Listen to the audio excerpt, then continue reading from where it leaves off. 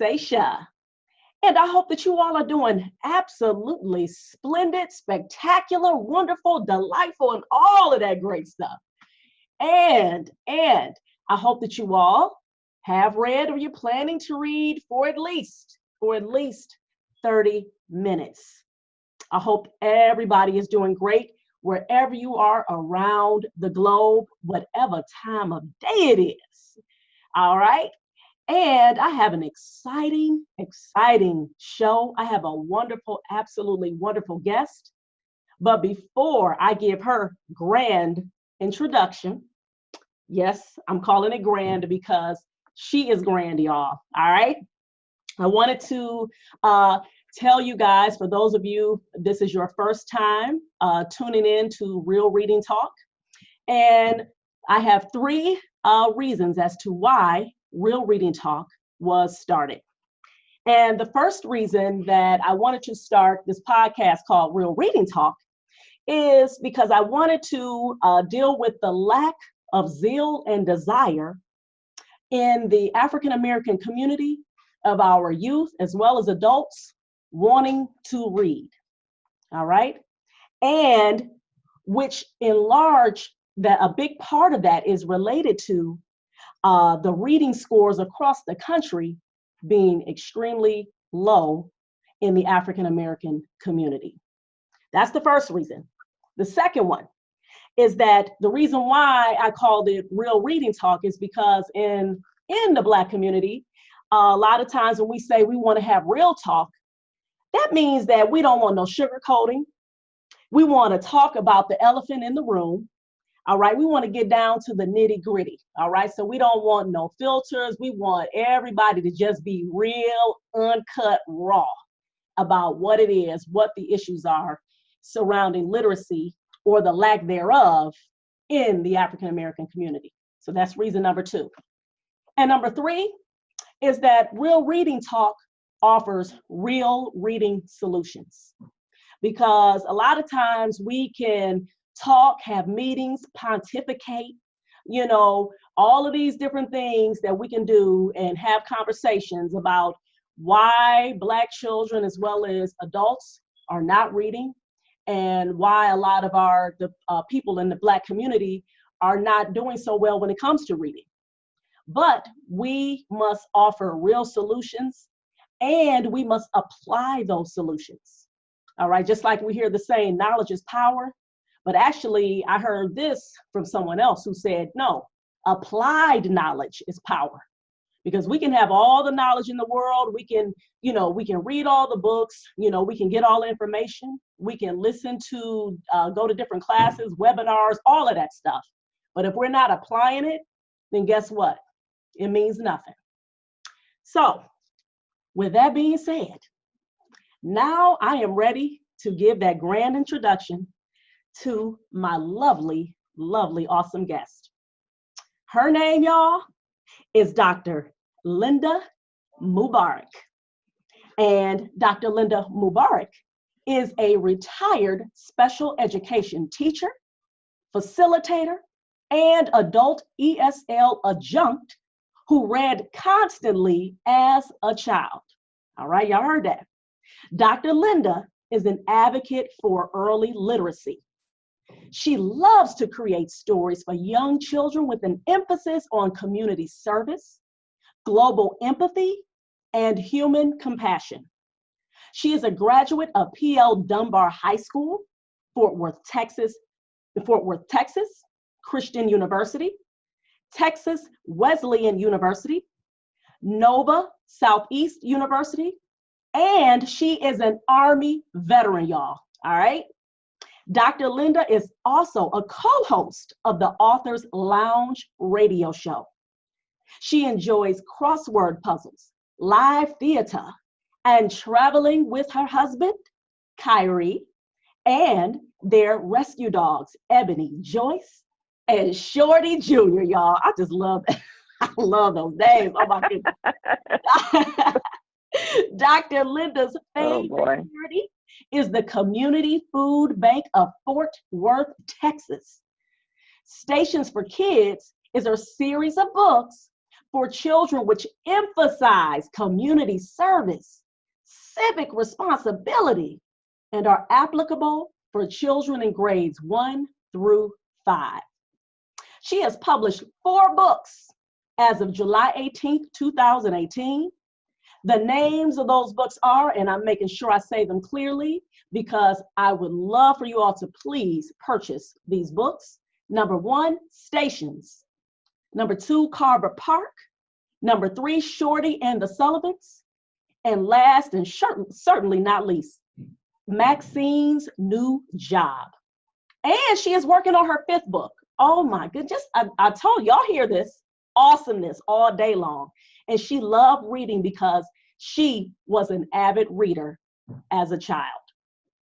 So I want you all to give it up, show some love for Dr. Lynda Mubarak. Woo! Wow, wow, wow. I've never had an introduction like that. My goodness. Oh, my goodness. I'm so happy. I'm happy to be here. I'm happy to be here. Oh. And I'm so glad I ran into you through my other friend, Dr. Mary Payton. She said, Lynda, you should meet this lady. I said, okay. She said, she's on to literacy just like you. I said, okay. And so I started clicking and looking and clicking. I said, oh, yeah. Oh, yeah. We have kindred minds here. We really do. We really do. There's a need for literacy, especially in our community. I mean, I'm sorry, but it's just the truth. It's the truth. We need it. We need it. So I'm happy to be here, and whatever you think we can discuss or you'd like to ask, we can talk it over. We can talk it over. Yes, we can. Well, I love it. And that is one of the main reasons why that I asked you to be a guest on my show, Real Reading Talk, y'all, because, you know, when I looked at your page and I saw the different things that you were involved in when it comes to literacy, I said the same thing. I said, wow. I said, like minds. I said, I love it. I love it. I mean, it was just warm in my heart. And then by you being an author, I said, you know, once again, I said, okay, here it is. Not only is she advocating literacy, she said, okay, I'm really going to take it a step further and I'm going to write the books. Just like how Toni Morrison said, if there's a book, you know, that you want to read and the book is not out there, then that's right. You got to write it. You got to write it. She's right. Yes. She's right. Yes. She's right. So I just love the fact I see. And then also too, you know, you're definitely focusing on children's books because we definitely have seen where a lot, there's like, I want to say Walter Dean Myers talked about this. I think it's like less than 3%. It's probably a little bit more now, maybe 4% of the children's books. I saw that article. You saw that? Represent, you know, children of color. And again, you know, and we're going to talk about this more during our conversation in terms of this being one of the reasons as to why a lot of Black children are not reading books, you know, because they don't see themselves in these books. So they're like, wait a minute, you know, where I'm at? You know what I mean? Like, you know, I see the little white boy on the skateboard. I see the little white girl, you know, she's, you know, having fun with her family, baking cookies or whatever. Or, you know, they could just be going on a wild adventure, whatever the case. That's right. But again, that's true. You know, it's like you see the Black kids, it's like, okay, if they're in there, they're like a little sidekick, you know, they're not really developed characters a lot of times, you know, and you know, that type of thing. It's like, you know, come on now. So once again, you know, out of sight, out of mind. You know what I'm saying? So that's true. That's true. Yeah. So I was like so pumped. I said, I have to have her on the show, you know, because and when I was reading your bio, I said, wow, man. And then one of the things that definitely stood out for me, the fact that you said you were an avid reader as a child. So that right there. Yes, I was. Yes, I was. That's my first question. I would like to know, Dr. Lynda, how did you become an avid reader as a child? Okay. First of all, you need to know that I am a product of the segregated South. Okay. Okay. Which means I did not mix with anybody white until I was 17 or 18 and I went into the military. Whoa. My grandmother was a maid. My grandmother was a maid in a little town called Mart, Texas. The Caucasians there knew that she had a granddaughter. I would go visit her during the summer and on the weekends. My parents would leave me there. They would save magazines and give them to Ruth. That was my grandmother's name. Mhm. I would sit in the house and wait on her all day, and she would bring me these magazines in from the white homes that she cleaned. Okay. I was looking at, there was a magazine called McCall. There was one called Look. My father worked at the post office in Waco. He was a custodian. He was a groundskeeper. Okay. He loved reading, and he wanted me to know how to read. So he would bring home Jet magazine, Ebony, Ebony magazine. Yes. He had an old dictionary at home, and I would sit and read those pages out of the dictionary today and learn words. He told me about all of his travels overseas, and we had a radio. Sasha, we didn't get I didn't have a television in my home until I was 9 years old. That was the way it was in the segregated South. I grew up in segregated Waco, Texas. So all you had books. I had nothing else. By the time I was 9 years old, I probably had around 200 or 300 books in my room. Let me tell you how that happened. My mother was a nurse aide at a hospital in Waco, Texas. It was a Catholic hospital. The nun said, Ruby, what does Lynda Faye like to do? And she said, she likes to read. They said, as long as you work for us, you can go through the children's section of the library and pick out a book or two for Lynda Faye every day to take home. Every day on my steps of our house, I waited for my mother to come in from the hospital with a book. So every day I had 2 or 3 books coming into my house. So that's why I got up to 200 or 300 books by the time I was 9 years old. I didn't even tell anybody about this until about six weeks ago. My cousin said, Lynda, you had that many books in your bedroom? I said, yep, they were on the bed. Sasha, they were on the shelf, in the cabinet, they were under the bed, they were everywhere. That was all I had. So I read. And so I attended segregated schools. So my teachers at our school during that time, if you were a black kid in a segregated school, they shoved it down your throat. You had to read. Paul Lawrence Dunbar, everybody that you can think of, I had to read. They read to us in what's called Negro dialect. James Weldon Johnson. All of the greats we had to know about because that was all we had. And that's how I became a reader as a kid. It was one of those situations, there was no TV, there was no social media. I had a parent, my father was drafted out of high school in 11th grade, World War II. They could draft you out of high school then. So he went all over Europe. And when he came home, he told me all about all of the things that you see. And that's in my book called Carver Park. I talk about the segregated South and growing up in a segregated, but I did not put the fire hoses, the dogs, the lynchings in the book for a young kid. They can't handle that. They're going to get that anyway in middle school and high school. So I took the higher ground, and I'm going to be sending you my books too. I'm going to send you a copy of Carver Park and Maxine and Shorty and Stacy, and you'll get it all. But that's how I became an avid reader as a kid, and we had a radio. So my mind would sit, and I would have to sit on the floor and listen to the radio, and your brain would start imagining things. You didn't always have an illustration in a book. When you have a radio, that's all you have. Your brain kicks in. Yes. The graphics are in your brain. There is no picture. There's no illustration. And so that's how I became an avid reader. And I just, I never shared that with anybody. I never told anybody about it until I retired from teaching school.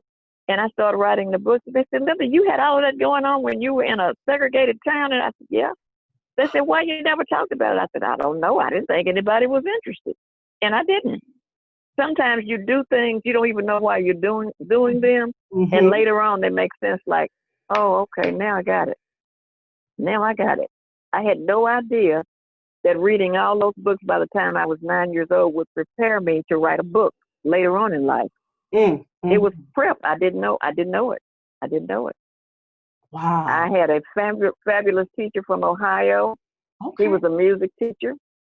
He told us about a famous choir called Wings Over Jordan. Okay. He talked about all of the spirituals. We talked about how the spirituals were stories. They were stories of escape, how to escape that night, where we're going to meet. All of that was put in me as a kid. But like I said, I'm a product of the segregated South. I have young people, even my granddaughters, they don't know our history like I know it Mm-hmm. because they attended integrated schools, and it takes away a piece of you. It takes away a piece of you because the system that you're in, and let me say this, Yes. and I'm being truthful, the educational system that we have was not created for us. It was created for another group of people. You were not in mind. You and I were not in mind when they created the public school systems in this country. So I've had people who want to go toe to toe with a system, and I tell them, I said, look, what you're doing is fine, but let me tell you what I would suggest I would like you to do. You get your own thing going with your own group of kids. It could be family, it could be friends. You start your own study groups because in the end, your history, your practices, the things that your kids need to know, it's on you. It's not on the system. It's your responsibility. You can't send a kid to school and expect them to know everything about reading. You're going to have to do some stuff at home, mama. You know what I'm saying? Yes, ma'am. You got to do some stuff at home. And it has to start early. You can't wait till your baby's in 6th grade. You get the report card. And you know, we need to have a talk, Miss Smith, because your mom is just not making it. And then you go into a screaming fit. No. If he's that slow in 6th grade, something was going on in kindergarten. You were not paying attention. Come on. You weren't paying attention. And it's got to start early. One of the things that I know that happens to us, and I have a list of things that really affect us as a group of people. Number one is poverty. It's poverty. Yes. If you come from a house, a home, apartment, duplex, whatever it is, where everyone is always in a survival mode, I'm sorry, reading is the last thing on your mind. How do I pay this bill? I need to go buy some food for my baby. When I get paid Friday, I got to buy 3 pair of tennis shoes. When you're surviving, reading has no meaning for you. So that's part of it. Poverty is part of it. Yes. Because you're living from minute, not day to day, you're living from minute to minute. The printed word has no meaning. So that has a lot to do with the way we act and we think and how we handle literacy. That's one part. Yes. The other part is oral language skills. We seem to speak and act and behave like the people that we're around. No matter where you go, you take a piece of your environment with you, or you take all of it. Yes. If you come from a home, there are no magazines. Mm-hmm. There are no books. Mm-hmm. There's a TV. There's a TV, maybe a cell phone, maybe a tablet. That's all you know. But you need to have some literature in print in every room in your house. My grandmother had, before she got off from work, she would leave magazines for me. So all during the day, I had 2 things to look at. She had an almanac, okay, and she had a Bible. So I read the almanac, mm-hmm. and then I read the Bible, and then I read the magazines. That was all I had. There was no TV. Mm-hmm. After I did that for about a year or so, that's when I noticed, Sasha, that the layout and the format in the Bible was not like the layout and the format in the almanac. And then the format in the almanac was not laid out in the Ladies' Home Journal. And I said, this is interesting. And I'm a little kid now, and I'm noticing this. This is when you started getting exposed to format and styles and the way things are written. Mm-hmm. That comes early. I learned that early because that was all again, I'm going back to, that was all I had. That was all I had. And I think that has a lot to do with it too. I was exposed to it early. My father brought it home to me constantly, and my grandmother picked up the other piece. And then my mother was bringing books home from this Catholic hospital in Waco, Texas. So I was getting it from 3 people. Okay. None of my people graduated from high school. My grandmother didn't get through grade school. My mother didn't either. My father was drafted. He came back to Waco, and he earned a GED because that's what they did to all GIs after World War II. If we pulled you out of high school, Thomas, when you come back to Waco, we're going to send you to a GI school, and you can get a GED, and you can take a course of study. So he became a tailor. Okay. That's what he learned to do. He made all my clothes until I was in 4th grade on a single sewing machine, the old pedal kind. Yes. Until that's what he did. So that's part of it. So I'm just naming off some things that I know that happened that put me where I was, and that's how I became an avid reader. That was all I had to do. I had the radio, I had my book, I had my magazine. That was it. Wow. So I guess I became what we say an avid reader by, I guess the word is default. It's got to be default because that I had no choice. I had no choice. I was a victim of circumstances. What can I say? Victim of circumstances. Mm-hmm. And it's amazing Yep. because well, first of all, I wanted to say a few things. Number one, the first part when you mentioned about coming from the segregated South and how you talked about where it was a must for you all growing up, being African American, Black, person of color, and you grew up understanding with the mindset of, oh no, you're going to learn about your people. No, you're Oh going yeah. to read. Oh yeah.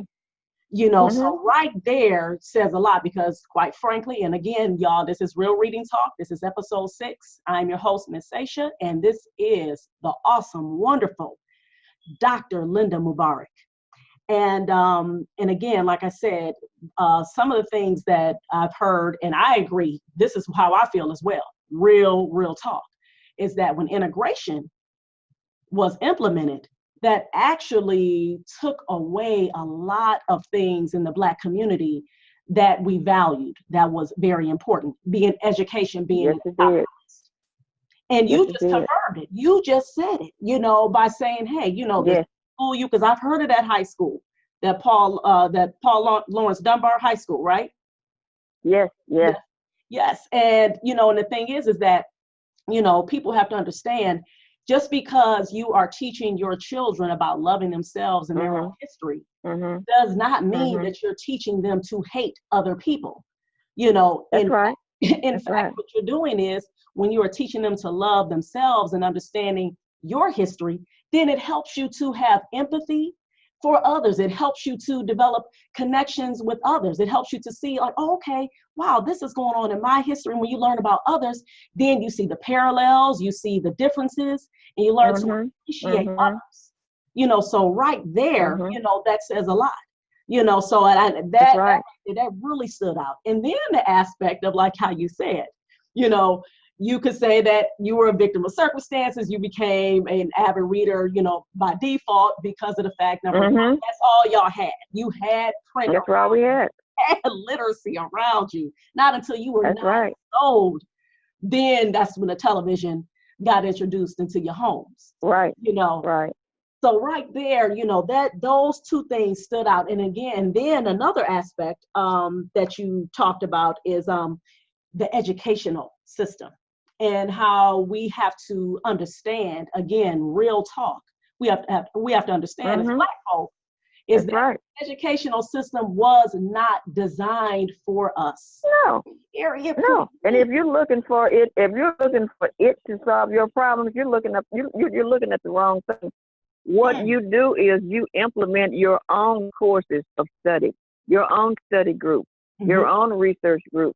It can be a team of kids, and you could do a middle school team, an adult team, a senior citizens team. You can study your own language, your own situations, your own history. And then when you walk back into a system, you don't feel so lost. One of the things that happens to us, that has happened to us as a people, and we have become so violent even with each other, we don't know who we are. Some of us were never taught. I had to know who Paul Lawrence Dunbar was. I had to know about James Weldon Johnson.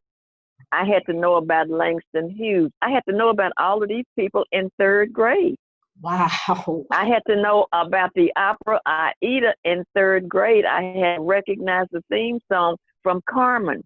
This is European stuff. But I learned it in an African American school, and I had to be ready for it. Wow. A lot of times our kids are better served, and this is not being racist, are better served because I didn't go to an HBCU. I went to Texas Christian University Hmm. on my GI Bill. Let me back up and say that first. Okay. A lot of our kids are better served if they go to an HBCU. When you leave, when you walk in, they let you know who you are, and when you leave, you know who you are. Wow. The reason some of us, not now, things is the political climate is so crazy. I can't even talk about that right now. A lot of times when you don't know who you are, your first wake up call is going to be on a job. Yep. If you're lost, if you're confused, and you think you have landed, I have arrived. No, you haven't. You have not arrived. And I know I'm getting off subject here. You have not arrived. But it also goes back to literacy and learning and knowing who you are early. You have to know early. The another one that I talked about too, I'm going to mention is home literacy practices. And I've been looking on your website. Okay. You pushed for the 30-minute reading thing. And that, to me, that is fair. Mm-hmm. That can be as good as it gets, but the parents have got to start somewhere. Turn off the TV, mama. Right. Put the cell phone down. Right. I don't care what Kim Kardashian is doing. I don't care about the latest release from Jay-Z and Beyonce. Leave those people where they are. Those people entertain you to take your mind off your problems for a few minutes. Your babies have got to learn how to read. They need to learn how to focus. They need to learn how to concentrate. So my number 4 is home literacy practices. You got to practice it at home. I love your idea of 30 minutes. Are you asking for 30 minutes each day? Is that what you're asking for? Right. That's right. Fair. That's right. It's fair. That's right. If you start doing it every day, I saw one parent who told me that. I talked to her. She says, Lynda, I do an hour every day. She said, why make them shut down everything? I said, an hour. She said, an hour. They have to find a book. If they can't find one, I'll find one for them. She said, now my kids look forward to it because it settles them down after a busy day at school. In other words, she said, we don't answer the phone. We don't turn on the TV. No tablet. Nothing. She said, pick up a book and read. She said to me, it's like a sedative now. And she said, and they cannot say a word. Do not talk to me. Do not talk to anybody. Talk to your book. Wow. To me, 30 minutes or an hour is not too much. It's not too much. That's right. Another thing that has held us back is standardized test bias. Yes. If the system was not designed for you, Sasha, the standardized testing was not created for you either. Yes. A lot of times, your kids are being tested on things they haven't been exposed to. In other words, how can I tell you to get in the car and drive if you've never seen a car before? That's right. So you have to start as a parent, as a caretaker, as a custodian, whatever your role is, guardian. You have to start early at home. First grade is too late. You've got to start when the baby is born and the baby is home. Lynda, that's too early. No, it's not. When that baby is in the cradle in your arms, start reading to that baby. Start singing lullabies. Doctors are telling us now, as soon as the baby arrives home, when you get a quiet time with that baby and everybody's gone, it's just you and the baby, read to your child. You said, Lynda, that's soon. No, it's not. No, it is not. It's got to be pre-K, mama. Not K, pre-K. Yep. That means before your child becomes a toddler, he needs or she needs to hear you reading to them. That's right. Don't wait until K. Don't wait until first grade. It's too late. You got to start with pre-K. That's right. Oh my goodness. I mean, you are like Again, you're dropping nuggets, and I just want to remind folks that when you all are listening to Real Reading Talk, please have your notebooks, your pen, your pencil, crayons, whatever it is that you prefer to write with. Because when I have guests on here, these guests drop nuggets. These guests are dropping knowledge for real, and you all need to fill your buckets up with this knowledge. So please make sure that you guys go grab your notebooks, go grab something to write with, so you all can have this, because all of these different things that Dr. Mubarak is talking about, these are the things that work. These are the things that where you will see results, where you will see the reading habits in yourselves as well as your children change. And again, I'm gonna tell you, I don't know, I know I talked about this before in my other podcast, and I talk about this to the kids when I'm going to different reading events, and I tell them a little bit about my story, and I say, hey, look, y'all, I didn't grow up reading. In fact, I grew up in direct opposite of your household, Dr. Mubarak. I grew up watching TV. Okay, I did not grow. I was not a reader at all. Okay. As a matter of fact, I was called the walking TV guide. For those of you who know about the TV guide, that was when the show. Oh yeah. In the booklet, and I know you know Dr. Mubarak, but these millennials, they're like, what? The TV guide? Like, yes, it was the paper TV guide. I know now I think they got it like on cable. You can see it, on the cable, whatever. But the walk of I was called the walking TV guide. So I could tell you what came on channel 3, channel 5, channel 8, whatever channel that was on. I could tell you what show and what time that it came on, and what day. So right there, honestly, I guess that's literacy, right? But you know what I like about that? You had to read it. I had to read it. When we finally got the TV and the TV guide, you had to read. You could not figure out what was going on by clicking on your cell phone or your laptop. You had to read, and then you had to find the channel. You had to read when it was coming on, what time, the name of the characters, and what the show was about.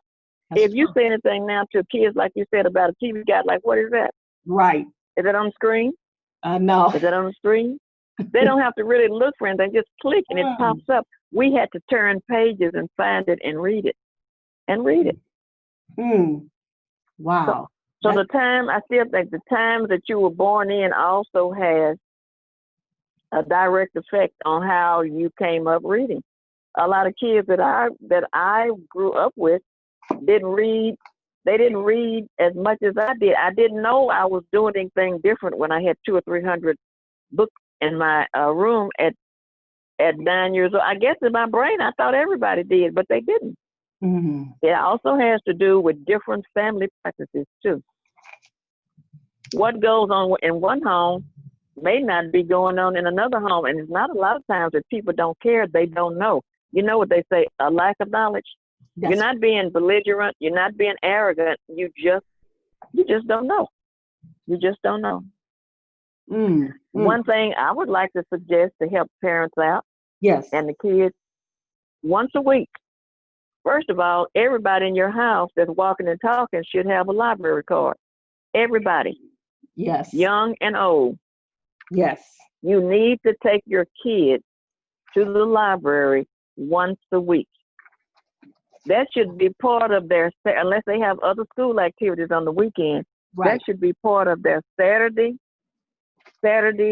schedule. Don't just go in there, mama, and check the books out. Go in there and stay a while. They've got programs for kids. They've got they have activities for adults. They've got GED programs. They have reading enrichment programs. Yes. Go to the library once a week. Take the kids. Get them used to, like, okay, where we going? So, well, you know where we're going. No, you got to go to, like, we're going to the library. You go and get them used. They've got to get used to going in a place where reading is done and it's important. The whole building is filled with books. If you start taking them every week, they will get hooked on it, but they won't know it unless you take them. Right. And don't wait until 3rd or 4th grade. Start with pre-K, start with kindergarten. They got little kindergarten programs for them on Saturday. Right. One thing you said, Shop, I saw on another, hold on just a second. Yes. I saw in another booklet I had where, okay, you're suggesting 30 minutes a day. Mm-hmm. I like that. I want to add something to that. Yes. Experts are telling us now that if you want your child to be an avid reader, Mm-hmm. you need to read them several stories per day. They don't have to be long stories. Don't Wow. read one story to them. Read several. You can read 2 or 3 stories to a young kid in 30 minutes time. You can do it. Wow. Let them sit and listen to your voice and put some action into the words about the story. Yes. After you read the story to them, ask the child some questions. Like, what do you think about that? Mm-hmm. What do you think Jimmy's going to do next? How would you feel if you were Jimmy? If someone took your dog like that, if your dog disappeared, what would you do next? Get that little brain fluid going. Right. But you need to read several stories per day to them and ask questions. Another way to get them involved is let them act out the story. As you read it, if there's a friend or two there and you're sitting and you're reading to your kid and maybe 2 or 3 other kids, let them act out the story. Get them involved in it. That's another way. That's another way to keep it going. You need to. If you got a young kid, Mm-hmm. and maybe even one in first, second, or third grade, you need to have a supply of different types of books: alphabet books, Okay. song books, rhyming books, lullabies, Okay. cloth books, and above all, picture books. Okay. Kids, we live, you know, with Instagram. We live in a very graphic nation. Mm-hmm. I can get more hits sometimes on Instagram than I can on Facebook because what do you see? You see a picture. We are a very graphic society. Mm-hmm. We love photographs. Yeah. Your kids can learn to read if you have alphabet books, and they need to learn early. And I tell any parent, please, if you can afford it, and all of it is not expensive. It's online. If you need to use an ebook, your child needs to be on a phonics program as soon as your child steps out of the womb. I don't care what the experts say.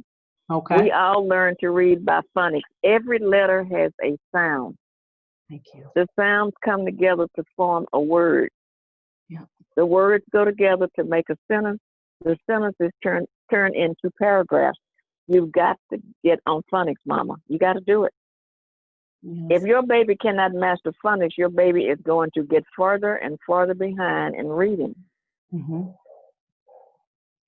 Something else that happens to our people, and I'm going to say this, I may step on some toes. Real reading talk. Say it. Somebody upset somebody, so you pull them out of school. I'm going to homeschool them. I said, okay, here we go. Mm-hmm. I told a parent the other day, I said, homeschooling is a full-time job. Yes, it is. I know. I said, now you call me about this. I'm going to tell you the truth. If I step on your toes, you shouldn't have called me. Number one, you need a curriculum. It needs to be a homeschool curriculum. They sell them online all day long. I said, they've got one here at Texas Tech online. Mm-hmm. University of Texas has one online, K through 12. Every state I know has a homeschool program online. I said, if you don't want to purchase one of those or enroll, then you need to send your child to a private school or a private school group. Okay. If you don't want to do that, you need to put your child back in public school. Mm. She says, well, Lynda, you know, he's having trouble reading. I said, he's having trouble reading. I said, how much time are you spending with him? I said, are you employed? Mm. Oh, Lynda, I work with him when I come home in the evening. I said, in the evening after work? I said, how long is it? 2 hours a day? I said, honey, please. 2 hours a day, and you got a 6-year-old you're trying to homeschool. I said, what is your husband works at night? Mm. And so he works with him a little bit during the day. I said, but your husband has to sleep, doesn't he? She said, yeah, Lynda, he's asleep. I said, let me tell you what you're doing. Mm. You're shooting yourself in the foot to prove something to public school. I said, but your son is suffering. Wow. Most people that I know, if you don't know what you're doing when it comes to homeschooling, Mm-hmm. Sasha, let me tell you what they do. Mm-hmm. They play around with the kid for about an hour or two. You know where they all end up? in the mall. All of them, the mamas and the kids. It's too much. If you're not focused, if you don't have a curriculum, if you don't have a schedule, if you are not organized, you need to leave it alone. I've seen them pull them out of public school and then take them right back. I said, why did you pull them out in the first place? Well, somebody made me mad. I said, well, you know what? Welcome to America. Somebody's going to always make you mad. Unless you can do better than the system, you don't want to put them in a private system. I can't afford that. I said, so he's just sitting at home every day. Now, you and I know what this kid is doing. What is he doing? He's on the tablet. He's watching TV. He's playing with handheld games till mama gets off from work because daddy's in the bedroom sleeping because daddy has to go to work at night and make a living. I haven't heard from her lately. I gave her those 3 options. I said, homeschool curriculum, purchase it online. Right. Put him in a private school. Right. Or put him back in public school. She got real quiet on me, Sasha. I have not heard from her. I'm wondering how this kid is going on. I said, right now, you don't have a crisis, but if you don't do something with this kid's reading problem, you have added to the problem, little mama. You have added to the problem. Don't get so mad that you snatch people out of something to prove that you can do it better when in your mind you know you cannot do it better. Wow. If you can't do it better, go purchase a curriculum, put them with a group, a private group in your community, or someone who's doing a home type situation with the group. Well, I can't afford that. I said, I'm gonna back off this. I said, you and your husband need to make some decisions, and you have to pull out of it. Because if you say too much, Sasha, someone's gonna be upset with you for telling them what they need to hear. Well, what you're saying is, again, like I said, this is real reading talk, and that's what happens. You have real talk because real talk steps on people's toes. Real talk brings out real solutions. We can all day long see that elephant in the room, and then we could talk about what's behind the elephant, what's in front of the elephant, what's beside it, what's under it, but we still will not talk about why is this elephant in the room. That's right. And a lot of it, Sasha, has to do with just you need to start early, or you should have started earlier. You don't wait until a kid has a problem in a private school or public school, then you blow up, snatch them out, and take them home. And then what you going to do? What are you going to do then? You're going to buy a couple of books that you saw on sale at some bookstore or in the Walmart, and I'm going to teach you myself. No, you're not. No, you're not. You're not going to teach yourself. No, you're not. After 2 hours on a Friday, if you don't work, y'all are going to the mall. I know what they do. I've seen them do it, Sasha. They burn out. Your child is supposed to have the 4 core subjects. If they're in middle school and you snatch them out, they need to have a lab. You need lab equipment. You need to be taking them to the museum. You need to be doing everything that you pull them away from. If you're ill-equipped to do that, then you leave the little boogers where they are. Leave them alone. You haven't proven anything. You made a big grand play probably to some of your girlfriends, and I've seen that happen a lot to some of our folks. They sit and they get each other whacked out and worked up. What you going to do? I'm going to do this. Don't listen to all that. Do not listen to all that. You do what's best for your baby, for your child. Don't do that. Because you haven't proven anything. Your child is getting further and further behind, and that's not fair. When your child leaves you, that child still has to go out in the world and make a living. If you sometimes you can cripple them by trying to pull them away from things. We don't live in a perfect world. They're gonna have some problems. Out of the other folks and our folks too, they have to learn how to deal with the problems, take the licks, and keep going. And keep going. I'm going to see if this person is going to call me. Probably, I said, I'm going to give her a week or two. I'm going to see what she's going to say. But I told her, I said, you need to make some decisions.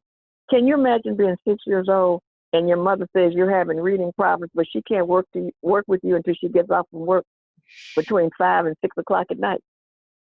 And she says, well, I get tired, Lynda. I'm only working with him 2 hours a day. I said, baby, that's not long enough. Homeschooling is all day long. You can't play. You can't play with it. You got to teach. You have to instruct. You have to give some kind of assessment. You got to test them, because when they go out in the real world, they're going to be assessed. They're going to be tested, and they need to be able to prove that I know what I know. That's why I'm qualified for this job. Yeah. Another thing that happens to us in Mhm. our homes, our children don't see us reading enough. Ah, there we go. You need to be reading a book or a magazine. If you're a Christian, you need to be reading your Bible. If you're Muslim, you need to be reading from something from the Quran. You need to be seen reading something. Right.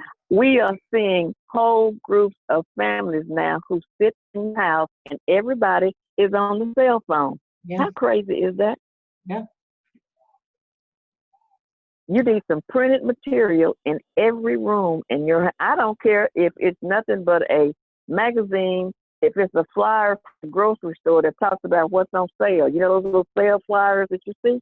Mhm. I've used those sometimes to teach lessons, reading and math and managing a home. Yep. You need something with print in it. I've walked into some houses, there is nothing printed anywhere. That's a sign. That's a bad sign. Ooh. That's a bad sign. They need to see you reading something. When you drive down the street, read every sign. While your little kids in the car, read the billboards. Yep. Read the traffic signs. Read everything that you see. Everything that you see that has a printed word. Go back and forth with your kids. Okay, what did this say? How fast am I supposed to be going?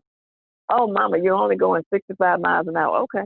But what does that say up there? Mm. We're on Interstate 20. We're between Dallas and Fort Worth. What's my next exit? Okay, I can get off right here on Collins and I can go over to Cowboy Stadium. Mm-hmm. Make them read, and you teach them how to read every sign that you pass. They know more about the lyrics than they do about anything else on the phone. They know all of the lyrics. Yeah. Yeah. If you can memorize the lyrics,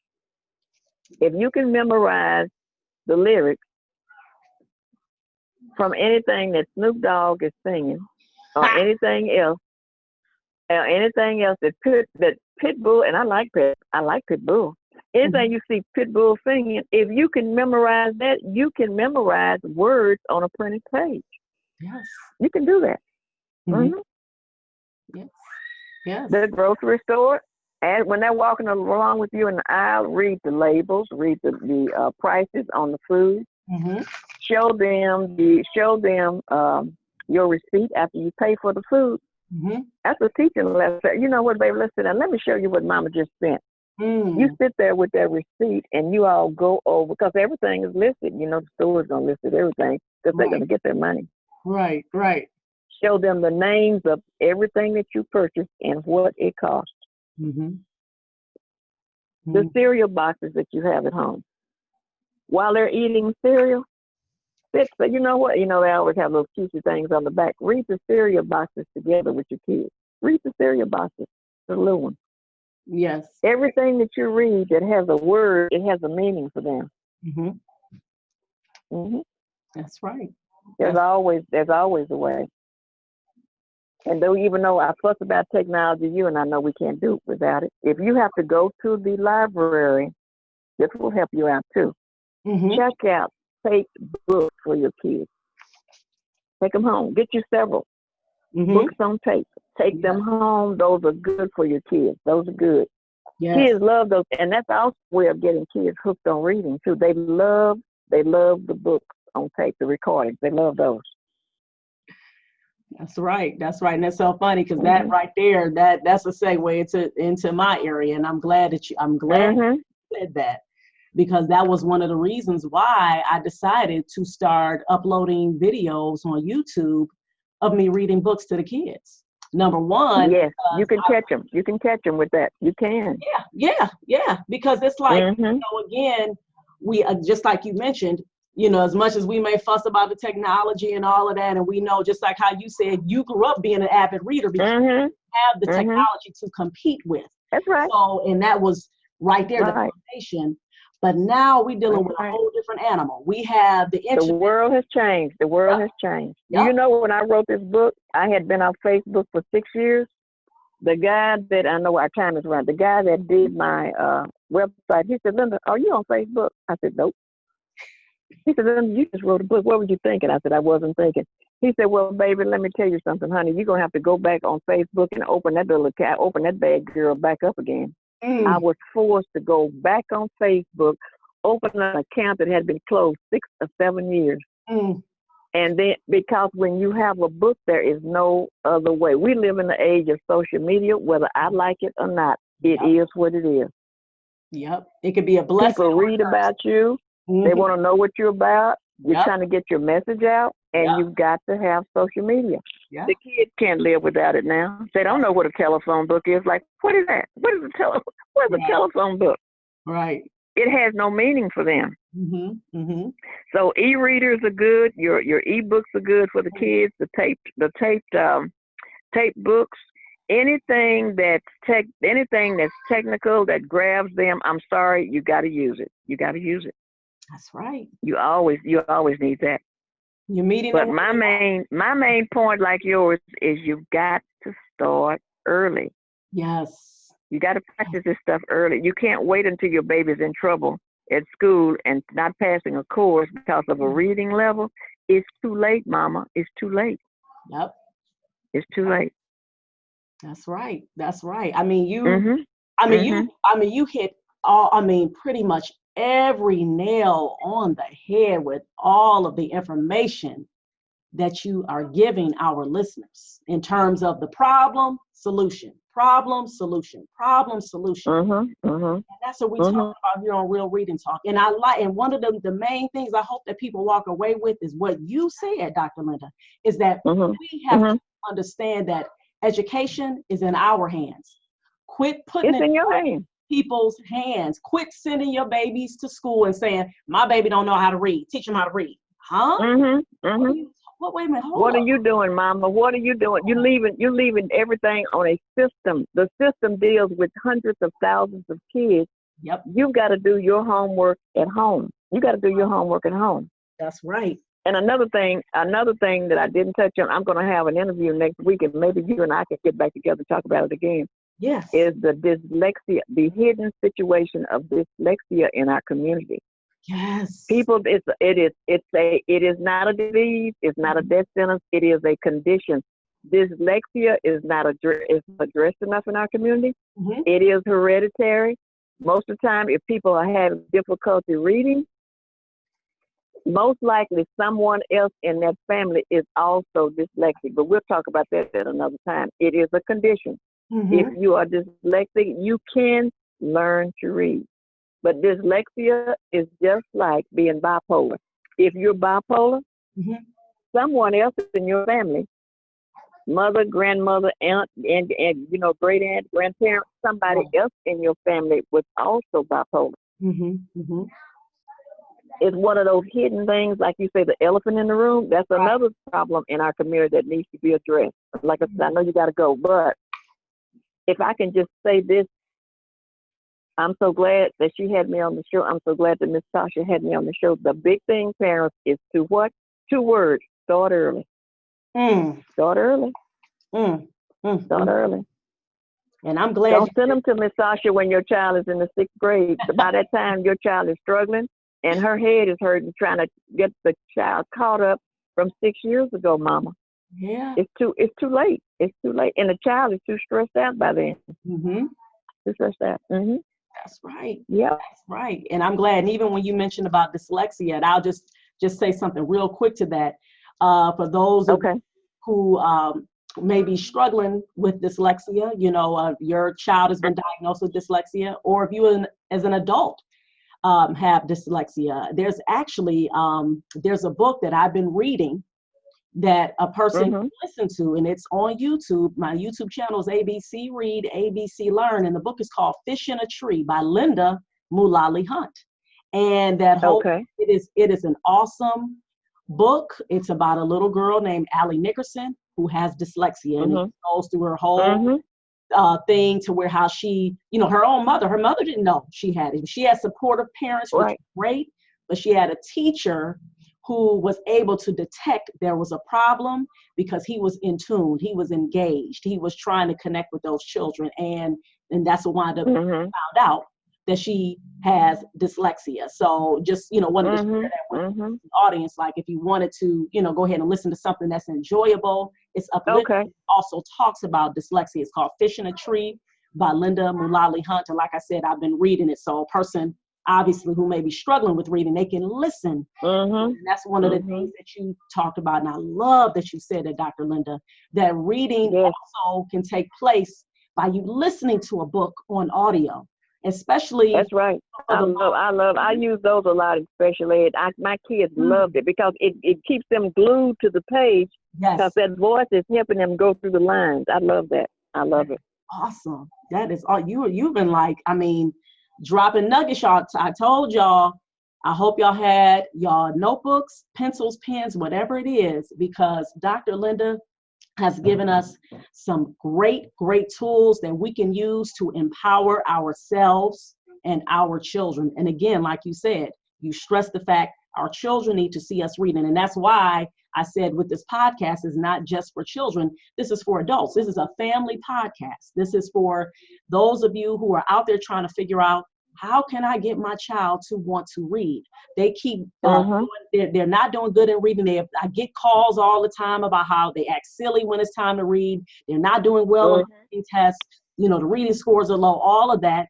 And really, for real, a lot of it is in direct relation with those adults who are not reading in front of their children either. You can't tell your kid, go sit down and read, go get a book, and then you go and pick up your phone or your tablet. That's right. Computer, watching silly little videos. Even if you are on your phone or tablet, you know what I'm saying? If hopefully you're reading something, maybe an article or something, and say, hey, guess what? I just share this with you. This is a trip, or bad, or I want you to listen to this. You know what I'm saying? Right. There's so many ways to If you just change, Sasha, if you could just change one habit, one family habit every day or once a week, everything. But the parents have to make the change. You have to make the change, mom or daddy. It's on you. It's on your child. It's your child's reading and literacy and learning about themselves. It's on you. It's not, forget about the system. It's on you. Yes. It's on you. Oh my gosh. Just amazing. You are just saying some amazing things that really, for real, I just, again, real reading talk, keeping it real.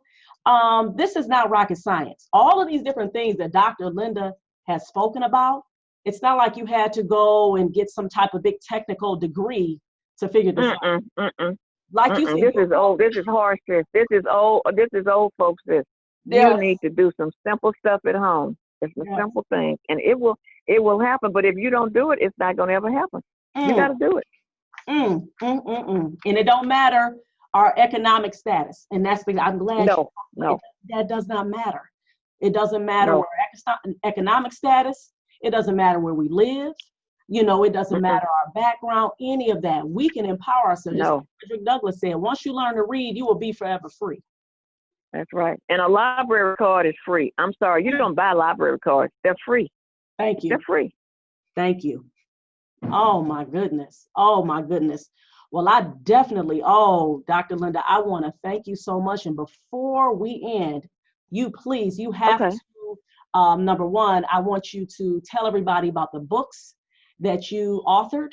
And I want you to also please tell people where they can purchase these books. And also, are your books, are they in the local libraries where you are? Or no, my books are online at Amazon, and they're at Barnes and Noble. Okay. Sasha, I'm going to send you a set of my books to your situation.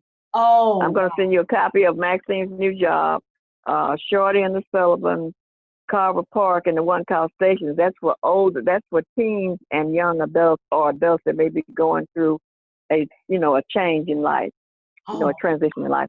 I'm going to get you, when we get off the phone, I want you to send me your physical address. I'm going to ship you out a set of books next week. That's for you, for your personal use, for your kids, or for you. That is awesome. We appreciate that. Right. And, those books are going to be being read aloud. You know how right. So people going to want to hear these books that you have written, because we want people Right. to buy these books so they can have for their own personal libraries. This is Okay. how we support each other, y'all. I hope y'all are paying Okay. attention, you know. Right. I'm on Facebook. You can click on me on Facebook at Stations for Kids. Just type in Stations for Kids on Facebook, and my fan page will pop up. Okay. If you want to read about me online, it's www.lindamubarak.com, and that's Linda with the Y, Yes. Lynda Uh-huh. Mubarak.com, lindamubarak.com. Or Wow. just type in Stations for Kids on Facebook. And I'm on Instagram at LJ Mubarak, Stations for Kids. LJ Mubarak. So I push literacy. I tell everybody, no matter what you do, I'm sorry, if you cannot read, you're going to have some struggles in life. Reading is your kid's gateway to academic success. If you can't read in the world we live in now, you are going to be disruptive, you're going to be upset, and you will never go as far as you can go. You must learn how to read. Yes. Oh my goodness. Oh wow. Awesome. Awesome. And I'm going to tell everybody again the names of your books too, so because we want people to purchase your books. Stations for Kids, y'all. So that's STATIONS. Stations for Kids. The other book, Shorty and the Sullivans. I love that. I just love that book title, Shorty and the Sullivans. I love it. And then her other book is Carver Park. And that's about my growing up in segregated Waco, Texas. Yes. That's awesome. Ooh, I cannot wait to read that. And the last book is Maxine's New Job. And I was reading about that, and I saw that what that book is about little Maxine helping her neighbor who, does not know how to read. I said, she couldn't figure out what was wrong. She said, "What's wrong?" She tells her mother, "What's wrong with this woman is weird." She said, "Maxine, please, you asked too many questions." She found out Mrs. Sullivan the woman could not read. She cried. She said, "I'm sorry, I didn't know." She said, "I was so embarrassed." And it takes off from there. Yeah, she could read. She had hidden it for years. I love it. And then just the approach, just like how you said, how, you are into community service. I mean, that right there, that book encapsulates. Yeah. I mean, and then in order for you to be in community service and about developing empathy and human compassion, you have to be connected to people. You have to care about them. You have to ask questions. That's right. You have to see, like, are you okay? Like, really, are you okay? You know what I'm saying? And I tell people, no matter what you see about people, I know we got to go, no matter what you see in a person, you got to remember, everybody has a backstory. Well, so-and-so is no good, and they can't read, and they cut up there's a backstory. There's something that happened that got them to that point. Everybody has a backstory. Yes, ma'am. Everybody. Yes, ma'am. Well, I love it. I love it. And I appreciate. I mean, I just love the wisdom. From well, you and I will be getting together, maybe writing some articles or getting back together and on the show, and we'll get some things. We're gonna get some literacy things going on. I love it. If we just do a newsletter. Anything to get the word out, to let people know how important it is to be literate, because we're living in the 21st century. Yes. And I'll tell everybody, welcome to America, baby. It's tough out here now. It's tough. Yes, it is. It's tough. Yes, it is. They take no prisoners. I know that's right. And I love talking to people like you who are about empowerment, because that's what helps me keep going. I can't do that little ratchetness stuff. That's what I try to remind myself. And I understand, like, my older kids, they're like, "Oh, mommy, check this song or that." I'm like, "Look, y'all," I said, "I'm going to tell y'all." I said, "I know I can't be with y'all 24/7, and you have to learn how to do stuff on your own." I said, "But I'm just That's right. That's right. As they say, garbage in, garbage out, and so what you have to do is make sure that you try your best as much as you can." I know everybody had a downtime. I ain't trying to cramp on nobody's style. I like to relax too, you know what I'm saying? But still, at the end of the day, we want to have more of the healthy stuff. You know what I'm saying? We don't want to have a whole bunch of ratchet, you know what I'm saying? A little bit of healthy. Like, no, okay, can't do that. Well, that's awesome. Well, I appreciate you being a guest on Real Reading Talk, and I want to tell everybody again, thank you all for listening. This was episode 6 of Real Reading Talk. I am your host, Ms. Sasha, and I appreciate big time, so much. I am so humbled and so inspired by the words of Dr. Lynda Mubarak. And I thank you again for being a guest. And yes, in the future, I would love for us to be able to talk again about literacy. Thank you. Thank you for having me. Thank you. I appreciate it. I You are, appreciate it. Thank you so much. you are Okay. very welcome. You are very welcome. Well, you take care and you have an awesome rest of your evening. Okay, you too. We're down here in Texas. It is 110. So thank you for Okay. having me. Oh, Yes. woo-hoo. Thank you. Thank you. We'll get together later. Okay, bye bye. Bye bye. Thank you. You're welcome. Okay, bye-bye.